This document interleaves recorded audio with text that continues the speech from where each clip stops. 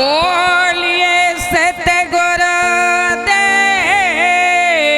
की जय जय। बोलिए सतनाम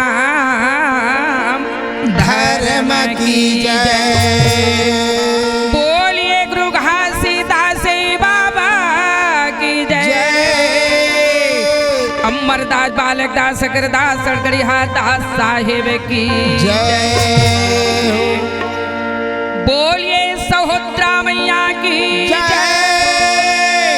बोलिए छत्तीसगढ़ महतारी की जय। गुरु मिलन को चाहिए तजमाया अभिमान। अभिमान। गुरु मिलन को चाहिए तजमाया अभिमान। जाओ जाओ पगे आगे बढ़े भाई जहाँ कोटि नया क्या सवार। सतनाम निज पेड़ बने निरंजन बन गए डाल। सतनाम निज पेड़ बने निरंजन बन गए डाल। तीन देवा शाखा बने गुरुजी जहाँ पत्र भय संसार। बोले गुरु घासीदास बाबा की जगमग ज्योति जाले हो जगमग ज्योति जाले बाबा तोरे सबके दरबार। जगमग ज्योति जाले बाबा तोरे सबके दरबार में। जगमग ज्योति जले हो जगमग ज्योति जले बाबा तोरे सबके दरबार में। जगमग ज्योति जले गोरो तोरे सबके दरबार में। बाबा तोरे सबके दरबार में। गुरु तोरे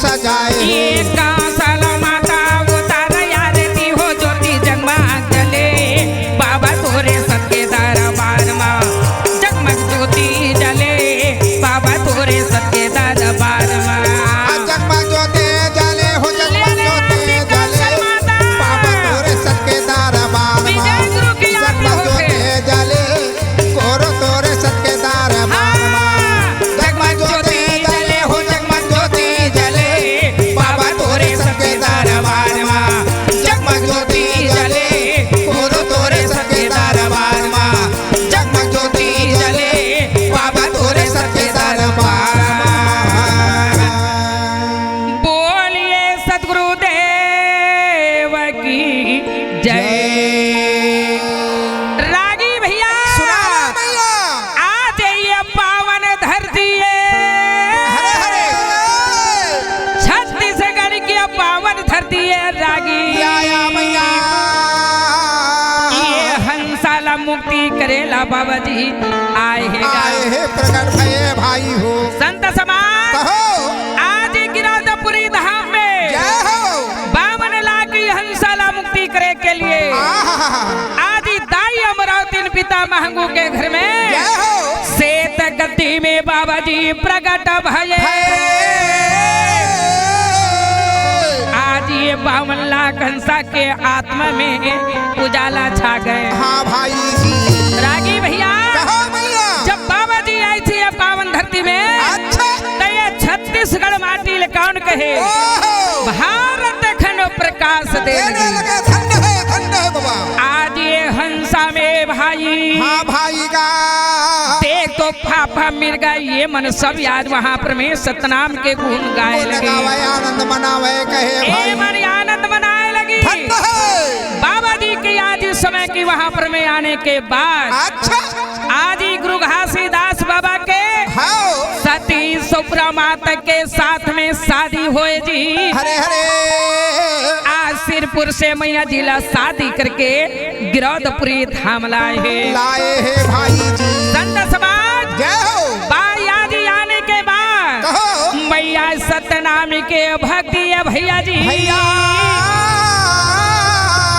सत्यनामी के पुजारी दाई सती सुपुरा वाह वाह संत समाज ओहे माता याजी सुपुरा सत्यनाम के भक्ति है भक्ति है सत्यनाम की पुजारी पुजारी है। का बताव रागी सत्कर पूजा का करते सतनाम जी का बतावा भाई सत्तर पूजा सत्य पुजारी आहा। का बतावा दही आहो। सत्तर पूजा करेगा सतनाम भाई आदेगा बाबा बोले है सुन लेना भैया बाजेगा जे करना के सतनाम जी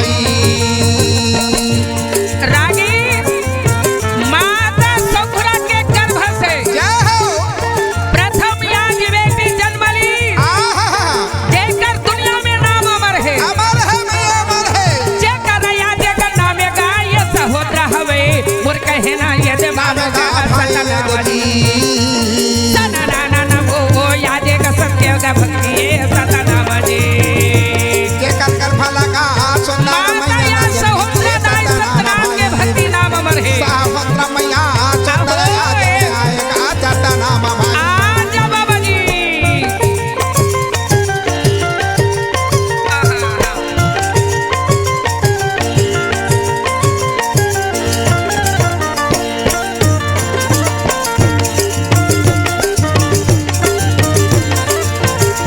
जहाँ सुंदर का सुंदर मैया आवेगा सतनाम भाई ले ले ले ले हीरा कहना बता तुम मानोगा सतनाम भाई रागी कहो आज एक बेटी 4 बेटा बाबा जी के हवेगा हवे हवे का नाम है मैया बता आज दे बेटी के नाम सहोदरा और बेटा मन के नाम अमरदास बालक दास अगरदास अड़गड़िया दास गलिहा दास जय हो रागी कहो आज इस समय की बाबा गुरु घासीदास अच्छे बड़े बेटी के शादी करके विदाई करे कुटेला धाम सत्य चला थे वाह वाह मैया गुरु अमरदास के शादी हुए राय आज इस समय भाई हाँ भाई का आज इस समय की चंदुआ में बाबा जी शादी करने के बाद जय हो सत्य में ध्यान करके बैठ गए आहा बैठे गुरु बालक दास के कहो आज गुरु बालक दास के शादी होए जी। हाँ भैया देख तो याद ये समय की राही माता से साथ वाह वाह वाह वाह भाई राही माता रहितगढ़ से जय हो आज जेकर बाद में वहाँ पर में राधा माता ला बुरसरा धाम से लाए जी। आए कहे ए मल्ला लाने के बाद जय हो जेकर तीसरा बेटा है का है अगर दासे बाबा जी हरे हरे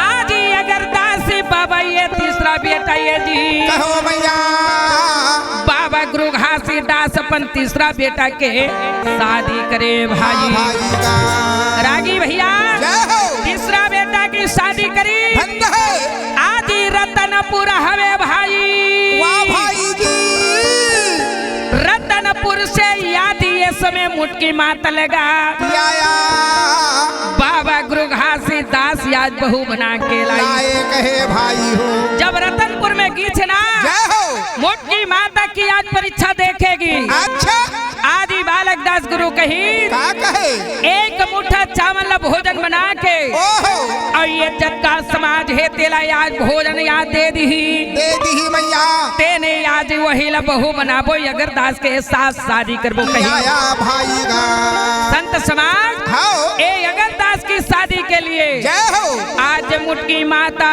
सत के पुजारी है भाई। कहे ओ जगह में मुटकी माता सतनाम के याद करे लगी। याद करे ध्यान लगावे ध्यान करके मुटकी माता जय हो एक मुट्ठा चावल निकाल के अच्छा अब भोजन बनाई तालाब के पार में। पार महा कहे जत्का साधु संत गे है गुरु वंश ते मल्ला आज भोजन दे लगी भोजन भाई। खिलाए कहे भाई संत समाज जय हो जब माता यत का भोजन आज इस समय दी ना आहा गुरु मल्ला आनंद हो गए। वाह वाह वाह वाह धन्य है बेटी आते मोर समाज लगे समय भोजन भोजन दे। खिला दे आशीर्वाद देवे बाबा गुरु घासीदास आशीर्वाद दी आहा वही आज इस समय रतनपुर से जय हो मुटकी माता अगर दास बाबा के लिए शादी करके लाए भाई। लाए कहे भाई जब आई थे ना आज इस समय हाँ भंडारपुरी धाम में धन्य है माता मुटकी हाँ आज सतनाम की भक्ति है जय हो पति के पुजारी नियम के भारी। वाह वाह वाह वाह ए माता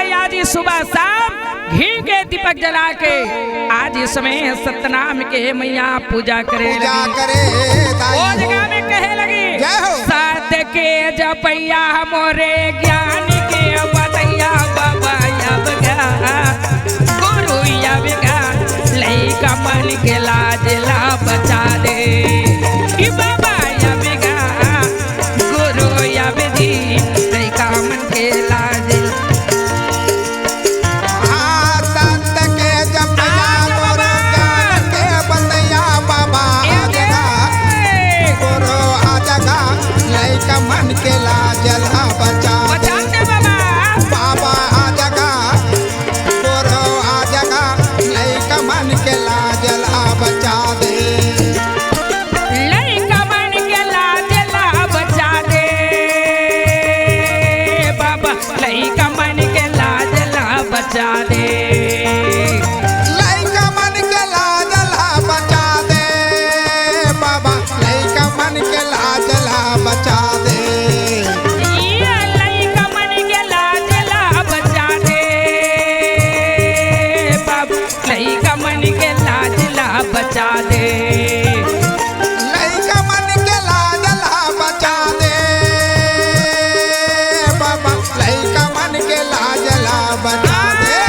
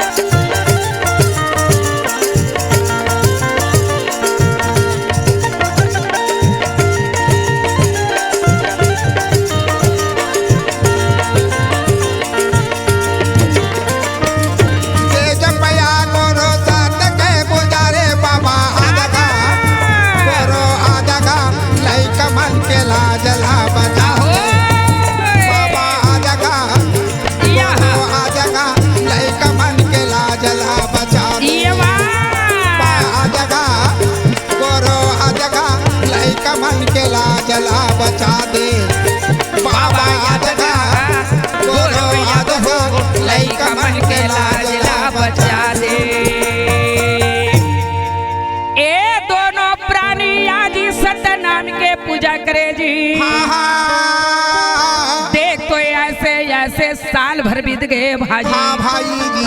मुटकी माता भंडारपुरी में आए, जय हो। साल भर बीत गए। अच्छा। साल भर बीतने के बाद वो सतनाम के दया है। हाँ हाँ मैं आए। आज ये समय की वहाँ पर में भाई। हाँ भाई का। मुटकी माता जे गर्भवती है रागी। धन्य है परम पिता। रागी भैया। जय हो भैया। मुटकी माता जब गर्भवती होय छे ना। अच्छा अच्छा। सती सुप्रा दाइला। आज ये समय देख तो वहाँ पर में भाजी। हाँ, हाँ, बाबा भैया। गुरु घासीदास ला अति आनंद मिली। आनंद है आनंद। जब आनंद मिली कहे हे ओह। सतनाम अब मोर घर में नाती पोता आने वाला है। आने वाला है। आज इस समय की भंडारपुरी गिरौदपुरी में जय हो। देख तो भाई आज वहाँ हरियाली छा गए। आगे कहे। माता इस समय की वहाँ पर में अंगना में चले लगी। आहा। वो जगह भी सुप्रा माता बैठ के आज ही अपन बहू के रंगनाला देखे लगी। वाह वाह भैया। ए मैया ओहे। चुमा छाना नाना गा महाता रेंगेगा। ए भाई।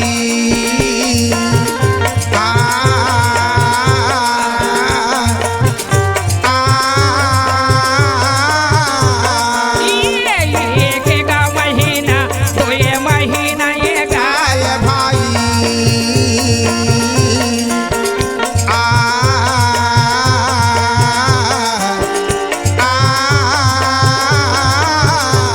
ये पीने का महीना चाहने का महीना ए ये भाई।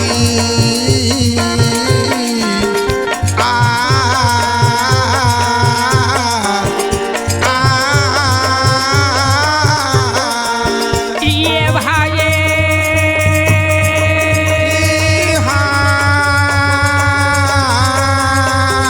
ये दे पाँचे का महीना माखला लगना ये दे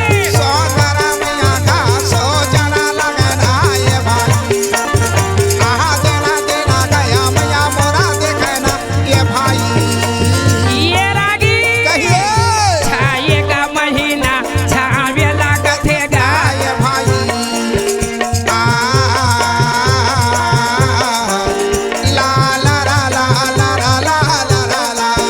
साते का महीना छावे लागथेगा।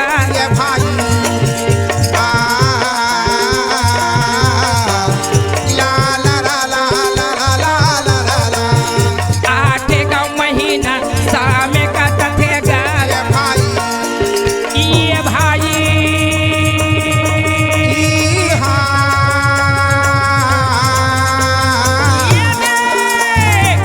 दे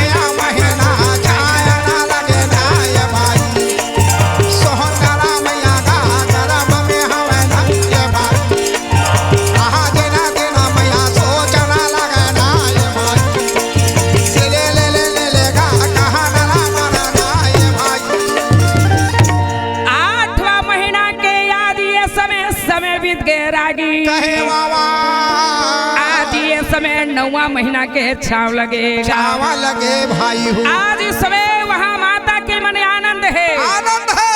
मोटकी माता गर्भवती है। हरे हरे। आज 10वां महीना के छा में भंडारपुरी धामेगा। हाँ हाँ मैया। रागी जय हो। भंडारपुरी धाम में अच्छा। आज 10वां महीना के छा में आहा। मोटकी माता के गर्भला रागी। ठंडा है। आज सुंदर बेटा जन्म लेवे जी। वाह वाह वाह वाह। ये बेटा ला देख के बाबा जी आनंद हो आनंद गए। हो गए कहे में। हे बेटा जय हो। तय मोर घर में जन्म लेके आए हैं। अच्छा। तोर ये संतान आज जारी रही। रही कहे। देख तो आज बाबा ये समय गुरु घासीदास आनंद हो गए भाई। हाँ, मैया। आज ये बालक जन्म ली मुटकी माता के गर्भ से। जय हो। आज इस सती सुप्रा बाबा गुरु घासीदास आहा। अगर दास गुरु आज ये समय आनंद हो गए। वाह वाह मैया। आज बालक दास गुरु आनंद हो गए भाई। आनंद है आनंद है। काबर नया संतान आज हमारे घर में आए हैं। आए है। 5वां दिन बीते और आनंद मनावा और संत संत महंत ललावे। पांचवा दिन में भंडारपुरी में जय हो आनंद आदि मंगल मनाए लगे।